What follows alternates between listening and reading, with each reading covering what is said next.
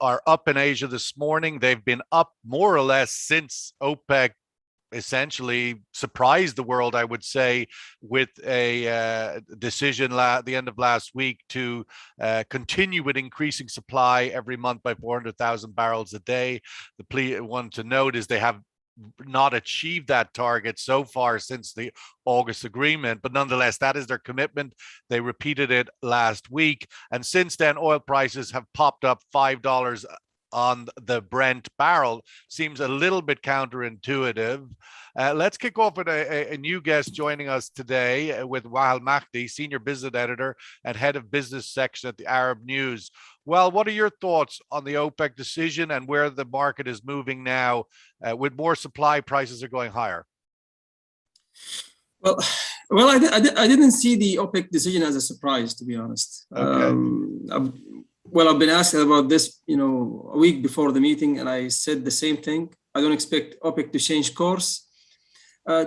Look, for OPEC to change course, there must be like a big, driver, big incentive, either a high risk, factor, or a long-term risk factor.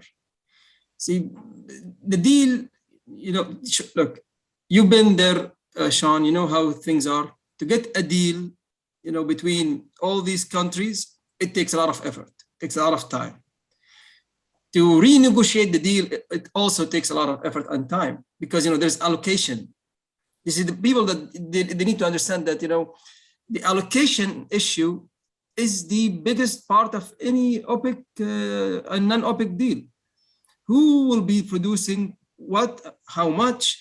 So all these details takes time. So for anyone to go, again, to renegotiate the deal, it takes a lot of effort. So that's why I don't expect OPEC Plus to change, the current deal under any situation, unless that situation lingers. It should be, a long, risk, and it should. When I say a long-term risk, I'm talking about 3 to 6 months at least, and high, risk factor. Something that might affect demand by more than 10%. So all these ingredients weren't there, in the last meeting. They clearly had a challenge on different fronts because the meeting came on the back of this sort of massive drop in oil prices based on the COVID pandemic. Let's go across to Eastern Europe because apparently there is a war going to happen on the border of the Ukraine and Russia. At least there's a lot of concern about that. Dr. Andre Belli, professor, founder and CEO of Balsan. Andre, sitting on the border there with Russia, obviously we have the meeting today, I think it is, between Biden and Putin to try and calm things down there. It doesn't seem to be having much impact on the oil markets yet. Your thoughts on this event? How big a deal is it? Well, I don't think it's gonna be a major effect on oil markets. Well, anyway, as we already discussed some time ago, any tensions, including military preparations, operations, tastings, they consume oil, and that basically part of the oil demand which is absorbed by these kind of events. Then answering your question whether a war would be likely or not, I would risk to say no, it's not likely, because nobody is interested in the actual war, in the actual military exchange. One thing is to have a geopolitical tension for whatever purposes. Another thing is to have the actual war, which costs lives, money, and the financial system, including Russian financial system, can be put under threat. So how would you categorize it? Obviously, war is kind of the big sort of last outcome. I mean, it has to be said, obviously, Russia went in to Crimea. They took that. They've been sort of agitating a conflict on the eastern provinces of Ukraine for many years now. Sometimes it flares up into a war type situation. Sometimes it calms down. It's very difficult for me to follow these things because I'm not, let's say, I'm not a reporter from the grounds, right? So I cannot Yeah. say what is actually occurring. There are different interpretations from Russia, Ukraine, and international organizations what's going on there. So I'm not, let's say, I'm not competent to comment. What I can say is that the overall Russia-Ukraine tensions contribute to the gas crisis in Europe, because there are not sufficient flows through Ukraine, which occur already since October. However, what I have observed is that the overall Russia's volumes to Europe increased by 2% in November, which is still not sufficient to for European traders to feel comfortable, particularly because of the faster than usual withdrawals from underground storages. But it's still, there is a slight increase, so there might be hopes that Gazprom will further increase in December. Let's see. Let's see. Let's welcome Bora Barryman, Managing Partner, Hormuz Straits Partnership, sitting in London. Bora, another sort of trend narrative impacting markets as a whole, and obviously the energy markets as well, is the tightening cycle in the US. We had last week the Fed chairman saying that he would looking to accelerate the tapering. We have some inflation data coming out of the US this week. Your thoughts on the outlook for that and its impact for the markets? Yes, things have changed, haven't they, in the world? I think, the guidance. Inflation apparently isn't temporary anymore. Exactly. The transitory story is yesterday's conventional wisdom. And you could say that the sages of the economy have kind of flipped the direction of the compass, and this is going to have impact on valuations of markets. Yes, stock valuations are driven by future cash flow, and oil prices are driven by, to a certain extent, by supply and demand. But there's a large component of emotion, and perhaps a larger component of money supply and interest rate expectations.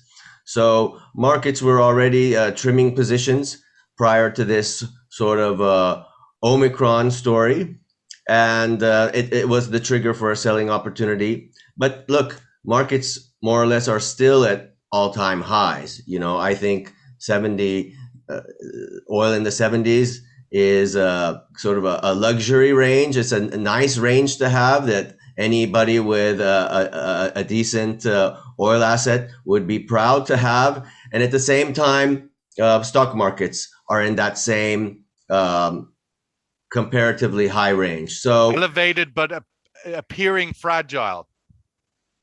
Correct, because there are other factors related to demand, and as your digest was indicating, there are large question marks around China. But that's the world we've always lived in. Some economies have more data and transparencies, and others can surprise us. Well, one of the elements that we were talking there, geopolitics stress in Eastern Europe, but we have elements of that regionally here in the Gulf. A really unique day, one would have to point out, or few days. We've got the Saudi Crown Prince in Oman on a regional tour that will take him to the UAE, Qatar. We have the UAE's senior intelligence chief, one of the senior sheikhs from Abu Dhabi in Iran yesterday, meeting with the Iranian president. And we've got the Turkish president in Qatar, all in the same few days, all at the same time, that even speculation that Crown Prince Mohammed bin Salman might meet with the Turkish president in Qatar on Wednesday. Your thoughts of all of these developments? Is it just coincidence they're happening at the same time? How does it inform your outlook for the Iran nuclear talks in Vienna? Well, apparently, this is a trend we're seeing, every year now. Last year, towards the end of the year, we have seen many geopolitical developments. We saw, the return of the relationship between Saudi Arabia and Qatar. That was before the end of the year. We saw many other, agreements signed, with other countries. We saw a lot of initiatives. This year is the same thing. I think on the geopolitical front, this is why I observe. In Saudi Arabia, it has targets every year to make sure that there is development, in the relationship with other countries. And I think there is a big push now to make all these things happen at a faster pace. Why? Well, first of all, you have the Iranian nuclear talks going on. You want to, improve the relationship with other regional players like Turkey. And at the same time, the Gulf itself is now trying to reorganize itself since the return of Qatar. You have the U.S. is pressuring from the Gulf from one side. The relationship between the current administration and the GCC isn't that strong, to be honest. It's not strong even with all OPEC producers. So there must be like a united front. Going to Oman, Oman, it was a mediator between the GCC and Iran for some time. They played a crucial role because they have closer ties to Iran. So to me, starting the Gulf trip with Oman signals that Saudi Arabia is trying to reach out to all those who are in relationship with Iran, and also to contain any negative development.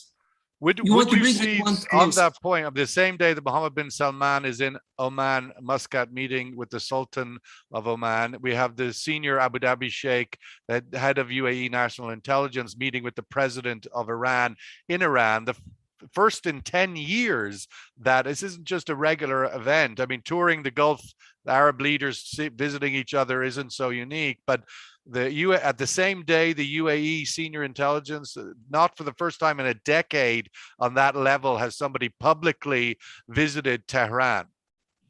Yes. Well, I mean, these are all, positive developments. When I look at it, for the oil market, I see that, the oil market now is going to see a stable period next year when it comes to geopolitics. I guess the oil market now is less affected by the geopolitics in the region. I think the Saudis have came to this realization. In order for the oil market security to be sustainable, the geopolitical situation must be sustainable, and you can see this. As you said, all these developments are big. Who could have seen all this coming? And I think this will continue, going forward. Dr. Andre, your thoughts from the Central Asia part, from the Turkish part, what are your views on Erdogan's actions at the moment? Obviously, the Turkish economy is under great duress. The currency is collapsing. How do you see Erdogan's navigation at this time? Yeah, it's an interesting question. Definitely, Turkey is becoming a very important geopolitical player, and is also an important geopolitical player in Central Asia. We must say that actually a short conflict which occurred last year between Tajikistan and Kyrgyzstan kind of created a certain willingness, especially among Kyrgyz establishment, to get closer to Turkey, because they basically started to say that the alliances, geopolitical alliances with Russia, are not sufficient. And Russia, on the other hand, is not against Turkish involvement, because Russia sees Turkish involvement as an alternative to a Western involvement.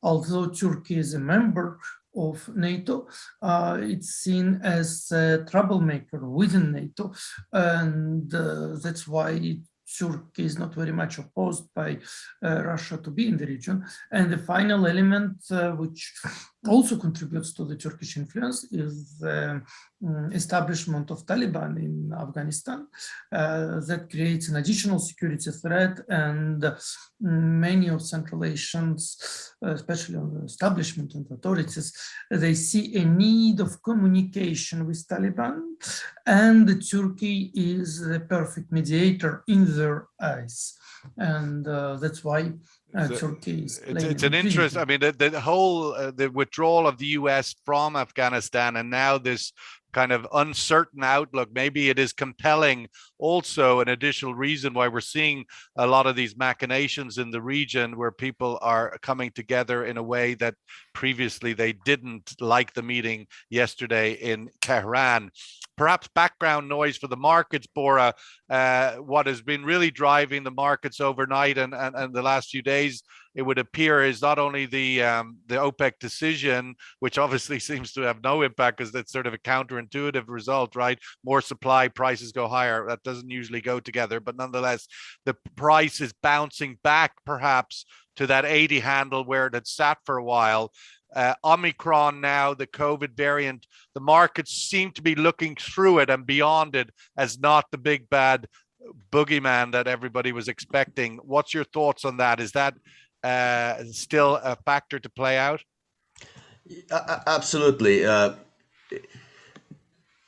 Well, maybe it's played out, right? The Omicron, I think, has largely it got its $10 off the oil market. Now it's exactly. It, it was a nice sort of exotic story. The media ran with it. It was a slow news period after Thanksgiving, and the financial media also are driven by similar incentives. So they took it. They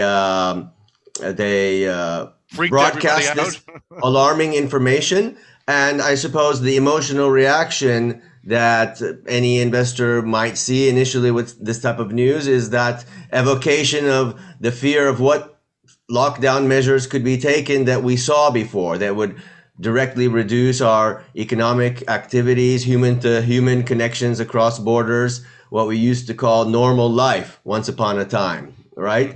But now we see that, it isn't as deadly as we feared, although it is very prevalent. I saw statistics out on the news over the weekend that, 25% of people being tested in South Africa are testing positive for this Omicron variant. So it seems quite prevalent, especially in a relatively unvaccinated environment, which the Southern African region represents. But coming back to oil, you're right. The OPEC Plus decision was in a way a signal of confidence in their long-term strategy, right? There was a plan that was set long before any of this variant news, and they stuck to the plan and didn't panic. And underlying that is a realization that, yes, policymakers are seeking to achieve the goal of an energy transition, but they don't have the pieces of the chessboard in place to actually win at that game, given that the US and Europe do not control rare earth supplies and supply chains in lithium, cobalt, graphite, these fundamentally important materials to drive the next sort of industrial revolution in energy storage, electrification, etc. And of course, what we've been talking about and complaining about, the US and Europe are also disincentivizing investment into conventional sources of fuel, which makes no sense, right? Because they're asking for OPEC to make up the difference, where they should have been, doubling down on incentives to decarbonize on the demand side, not the supply side. So given these factors, and given the fact that we all want economic growth, which is going to drive demand for more energy, OPEC is sitting in a good position. Bora, just quickly wanted to get your views on this regional tour. I mean, particularly Mohammed bin Salman, as part of the engagement with Oman, announced upwards of $30 billion of projects in Oman. Now, of course, not every one of those dollars is going to land at the end of the day, but very significant projects of investment, particularly into including Duqm, which is a kind of a Fujairah version of what Oman is looking to build there. I'm wondering your thoughts on that sort of the growing sort of competition in the region. Saudi wants headquarters, Duqm now versus Fujairah. There does seem to be this kind of a regional play that wasn't necessarily present before. Your thoughts on that? I have a number of observations on that. Primarily, storage is valuable through the cycle, and we can take the view that in the decades ahead, and when we're talking about infrastructure, we need to think decades forward. We should be we're expecting extreme cycles, because are we having the energy transition or not? Is China growing or not? These are all major uncertainties that are driving emotions and driving swings in markets. So to the extent that there are swings, then storage becomes strategically invaluable. And perhaps Saudi Arabia is looking at Duqm in that respect. But, more broadly, certainly Saudi Arabia, Turkey, you mentioned the UAE, they have to take more kind of independent initiatives to secure their own strategic positions. And clearly, in Turkey, I think the country is on sale. It's a going out of business sale for Erdogan. So he needs to finance some capital injection to get elected, because it's a democracy at the end of the day, Turkey, whether you like it or not. And the economy is the most important driver of whether voters are happy with their rulers or not. And it could be a great opportunity for him to strike deals on investment.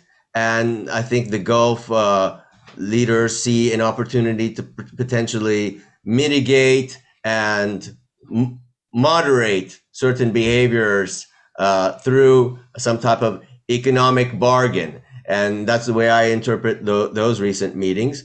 With Oman, it's more regional integration, and I think, just... Well, it's certainly, when you take all of the pieces together, the UAE leader went to Turkey recently, dropped $10 billion of investment there. The Saudis gone into Oman, 10, 20, 30, whatever it is. God only knows what would Iran be if it opened up and there was rapprochement. Well, there could be huge economic opportunities for integrating the region, and probably the best bulwark against future instability. Let's go to the survey question. We're a little bit off piece today, but I do think all of these issues are relevant in the background. But ultimately, what does it all add up to in terms of sentiment? We were on a very uncertain sentiment when prices crashed $10 last week ahead of the recovery. Now we're seeing, is this a tangible recovery, or is it the last bounce before, as Omar Najia yesterday from BB Energy said, he sees oil dropping closer to 60 in this next cycle. So your thoughts for the room, what is your outlook sentiment for oil prices in 2022? We won't ask you to give us a price, but ultimately, are you feeling bullish for the year ahead or bearish? Bullish or bearish? It's been a pretty bullish year, regardless the way it ends. We started, a year in which oil prices were around, they averaged last year around $40 on Brent. They're going to average this year around $70 on Brent. But are you bullish or bearish for next year? Welcome your views on that. Well, clearly the oil price is a critical piece for all in the region. And for Saudi Arabia in particular, of course, because it is the biggest country and economy, and perhaps also the most dependent in some ways, but it is diversifying. I just wanted to get your thoughts as we speculate. What is the health of the Chinese economy at the moment, looking uncertain?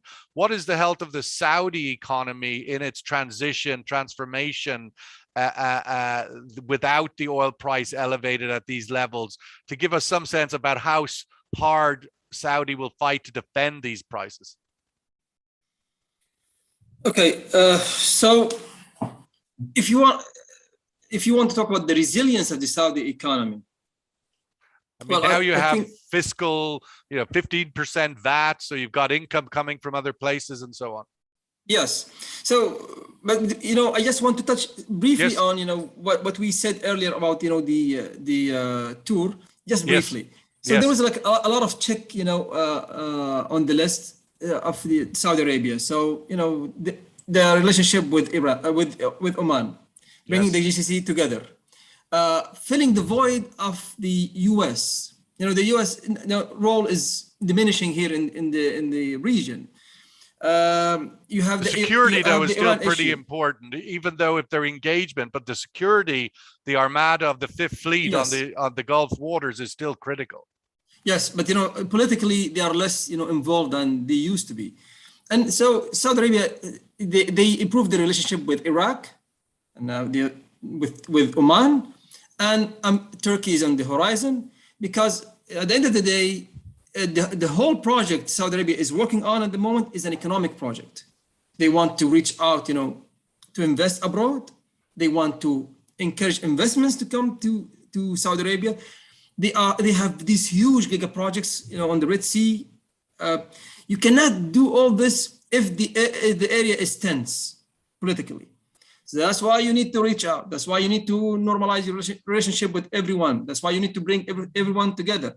And the best thing, to help, to build alliance with everyone is through economic cooperation. It's through helping others to create jobs. This is how you ease tension everywhere. This is how you bring people together. So that's my take on. No, that's an important note.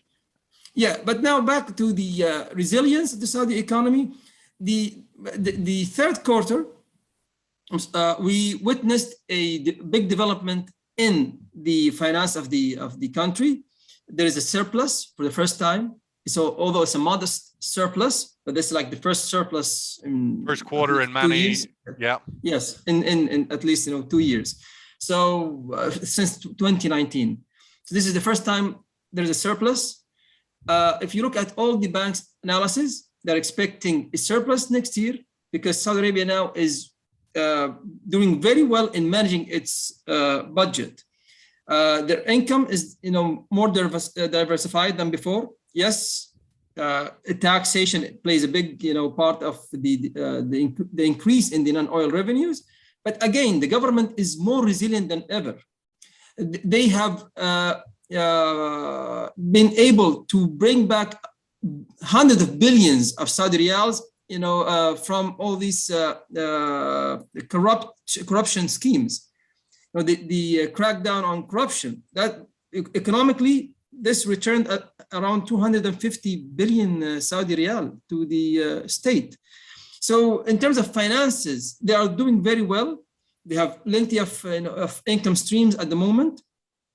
Commodities are doing good. If you look at the stock market is doing great.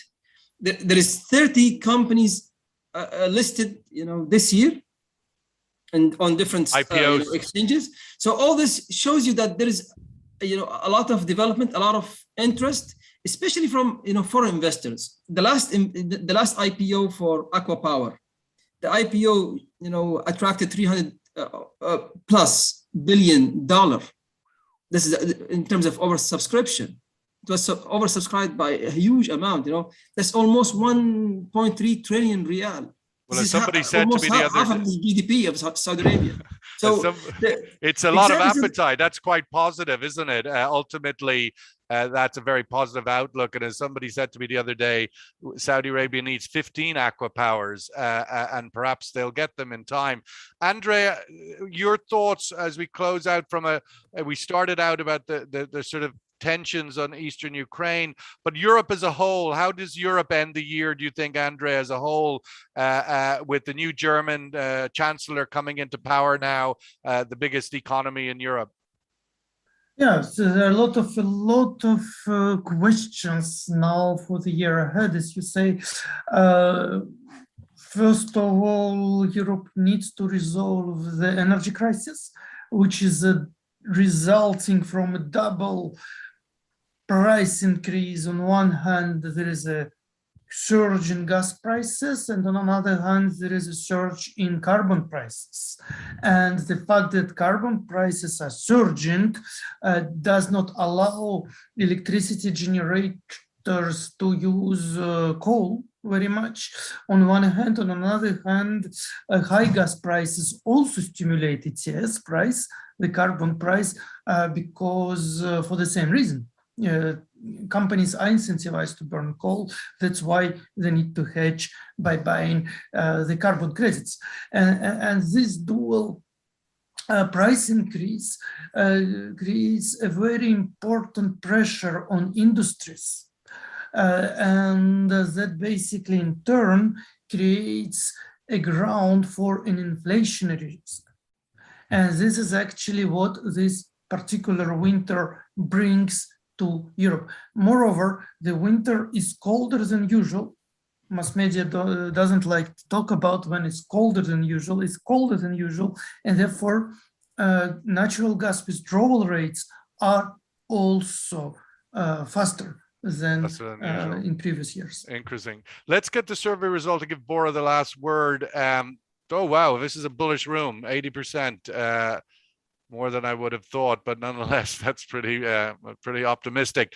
Bora, your thoughts on that? Clearly, the Fed see that. I'd welcome your thoughts on how we wrap up the year from a sort of a global monetary policy point of view. Do you expect tightening to accelerate, tapering to accelerate all over America and in Europe?